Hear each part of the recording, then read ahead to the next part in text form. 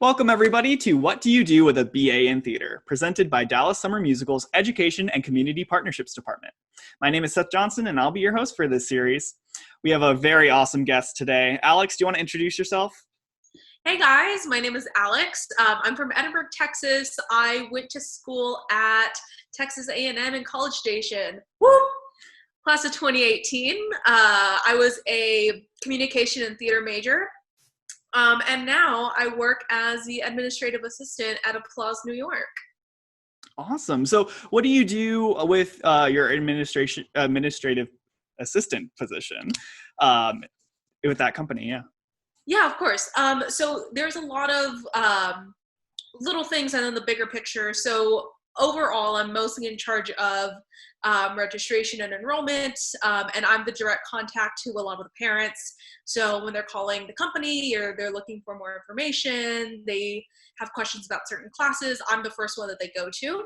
And then on top of that, I also am in charge of the graphic design for the company. So right before we jumped on this call, I was in the middle of doing a couple different graphics for our summer programming. And then on top of that as well, as the administrative assistant, I go into each department that we have. So it's theater, musical theater, dance, and film acting. Mm-hmm. And then I just go in and help with projects as I see fit.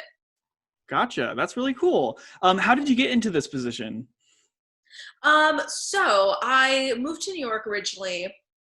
And I was working at a previous company, and then when that ended, I was like, I didn't know exactly what I wanted to continue doing. Like, I knew I wanted to keep doing theater, but there was a part of me that really misses like the school environment.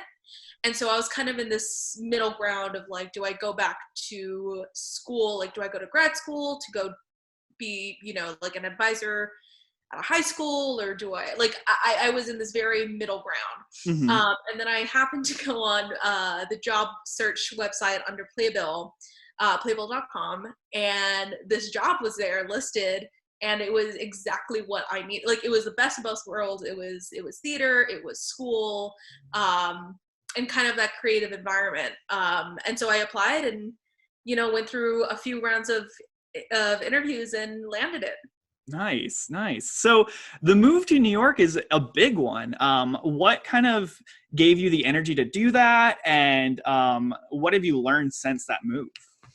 I mean, I've wanted to make this move. I had wanted to make this move since maybe like right out of high school. I love Texas dearly, and, I am Texas. But at the same time, there's a calling that I had to go to New York and be in that kind of culture and that just the movement of the city. It was something that had been calling me for a while.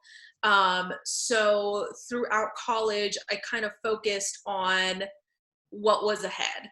As I was studying for midterms and finals and stuff, like, it was also very like in the moment, but at the same time, like in the back of my head, it's like, okay, but this is gonna propel you to go forward. And so once I graduated, I had a apartment ready. I had friends ready to welcome me. And I packed my suitcases. My parents got on a plane with me and we flew over. And the thing is that when I flew, I didn't necessarily have a job ready for me. I kind of just threw myself in the water. And the way that New York works, though, is it's such a fast-paced place. So, I mean, jobs and just everything turns so quickly, at least for my job. Like, I applied for it, and then about 2 weeks later, they got back to me with, hey, we want to bring you in for an interview. By the end of the week, I had the position. Things happen so fast. So it was a lot easier for me just to move over there and then start searching. Yeah. Did you have any internships or anything before you made the move? Yeah, of course. I had 2 previous internships, like, while I was in college. So at the end of my sophomore year, I went for the summer, and I was interning as a marketing assistant at Signature Theater. Which was really great. And that was my very first internship that I ever had. And I definitely learned a lot and made some really great connections there. And then the second summer, so the following summer, I was again a marketing assistant at Second Stage Theater. And that was by far the best summer of my entire life. Absolutely loved it. I really got more experience doing social media. I got more experience doing some graphic design with them, as well as just like being able to put my name in a playbill for the first time ever was incredible. It was an incredible experience for me. Awesome. So you mentioned that you have a degree in theater and communications. How do the two of those kind of like help each other, and why did you decide to double major? Yeah, so the reason why is because especially when I was in college, like my idea was that when I left, I wanted to do marketing in theater. So the way that it kind of worked was that they were going to go hand in hand. On my resume, I would show, I have a degree in this where I have been taught how to do marketing analysis. I've been taught how to do communication via different platforms. I've taken social media classes while at Texas A&M. And at the same time, I have that theater element. So it's not just like, oh, I'm just a general communication major, a general marketer, general, whatever. I have that extra like specialty in theater. Also, I love theater. Yeah. So I feel like that was a really, really big part of my college experience that kept me sane, and that constantly was lighting a fire, like, lighting that passion, lighting that fire. Yeah. So you talked about how New York is just constantly moving and going. With all of that energy, how do you find times to like decompress and rest and kind of just build that energy up for the next kind of outing, Yeah, I go home. I have made my apartment into a very comfortable, very zen place. And the thing I like about my neighborhood specifically is that so I live in Washington Heights, which is at the very top of Manhattan. So I still, live in New York City. I still live in the island of Manhattan, but it's far removed from the center of the city. So, I leave work in like the hustle and bustle. There's taxis everywhere. There's noise. There's, skyscrapers as far as the eye can see. I leave that. And when I get off the train at my stop at my house, or my apartment, excuse me, it's quiet. There's so much more space. It's more of a neighborhoody vibe. There's a lot of families. And I'm able just to like get into my apartment, take my shoes off, get into my pajamas, and then just be in this comfortable Zen environment. Like put on some TV, watch some Netflix, hang out with my roommates, like very, very low stakes, very low energy. And then as soon as I'm out of the door, it's like, okay, let's get back in. Like I've recharged, let's go back into the city. Nice. That's very smart. Yeah. No, you definitely need it. For sure. So what advice would you have for somebody who is planning on making that move to New York? Honestly, one of the biggest pieces of advice that I could give is have at least 2 or 3 months of rent saved away. One, just like general basic, even for me, like there was a time that I didn't have a source of income for like a month or two. And my savings definitely helped me,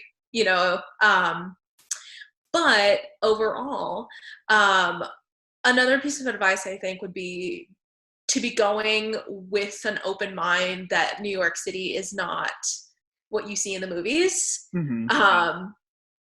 It's not what they show on Glee. It's not, what you see whenever you open Netflix. It is very similar, but I think people have this idea that like you're going to show up and every single door is going to be open for you opportunity wise, and you're immediately going to find your group of friends and all that, and that's not necessarily how it works.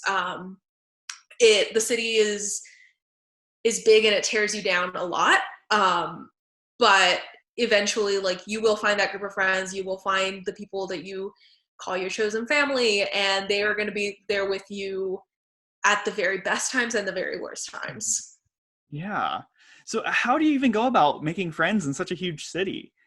It's honestly, it's actually quite interesting. It's like my best friends that I now have, I started with one that I happen to know actually through you. Like you introduced me to Kara Ray, who is a former graduate of A&M, and she was in the theater department before my time. And then she introduced me to my now roommate Liz, another former A&M theater graduate.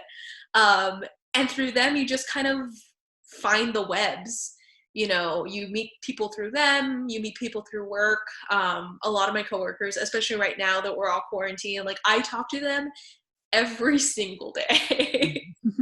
I know so much about their lives that I truly did not know before. But yeah, like you go to work, you meet people through random connections, or even just being a regular at a music venue, or a restaurant, what have you.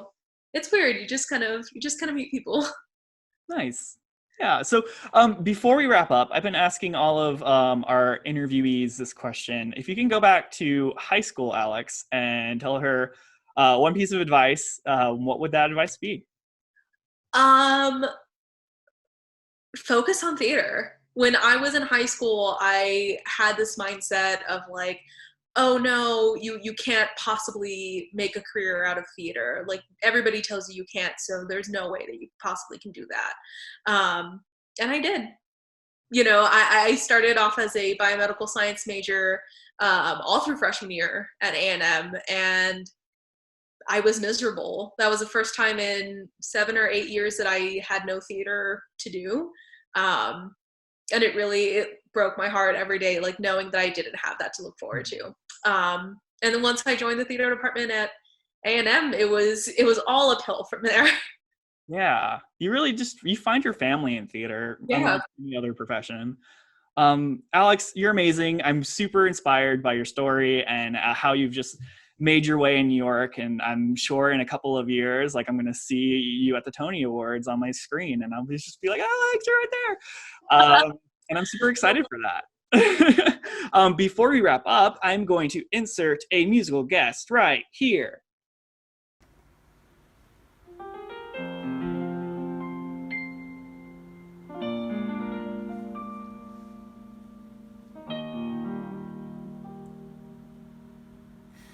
It's you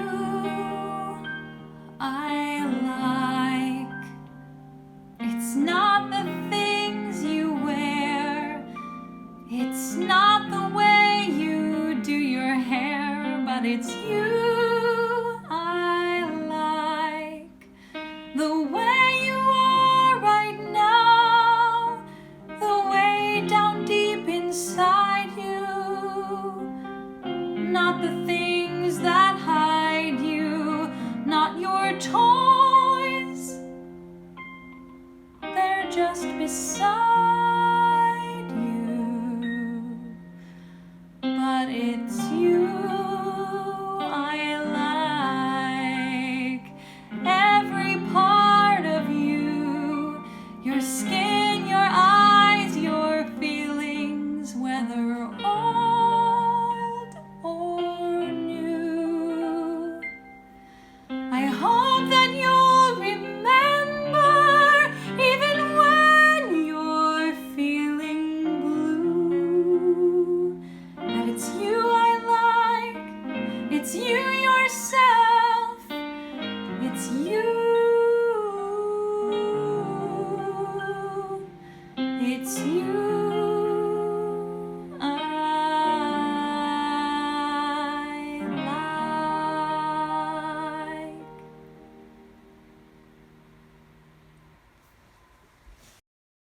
And that was amazing! We love our musical guests. Yes. Alex, thank you again. Thank you, viewers, for tuning in. If you have any questions or comments, leave them in the comments below. Remember that Dallas Summer Musicals is a resource for you. We're here to help, especially during these trying times out there. If you need anything, if you want to see any particular content, let us know. Send us an email. We're happy to be here for you. Stay safe, wash your hands, and have a wonderful day. Bye-bye.